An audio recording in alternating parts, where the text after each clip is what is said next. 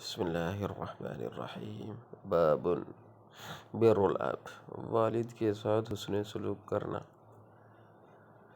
به قال حدثنا سليمان بن حرب قال حدثنا وهيب بن خالد عن ابن شبرمة قال سمعت أبا زرعة عن أبي هريرة رضي الله عنه قال قيل يا رسول الله صلى الله عليه وسلم من أبر؟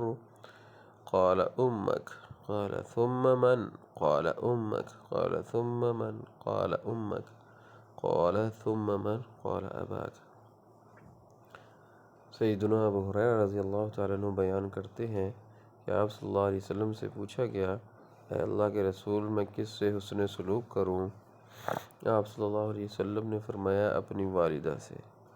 سائل نے کہا، پھر کس سے حسن سلوک کروں؟ آپ صلی اللہ علیہ وسلم نے فرمایا، اپنی والدہ سے۔ اس نے پھر پوچھا، پھر کس سے حسن سلوک کروں؟ آپ صلی اللہ علیہ وسلم نے فرمایا، اپنی والدہ سے۔ اس آدمی نے پھر سوال کیا، پھر کس سے حسن سلوک کروں؟ آپ صلی اللہ علیہ وسلم نے فرمایا، اپنے والد سے۔ اللہ تبارک و تعالی عمل کی توفیق عطا فرمائے۔ وآخر دعوانا ان الحمد للہ رب العالمین۔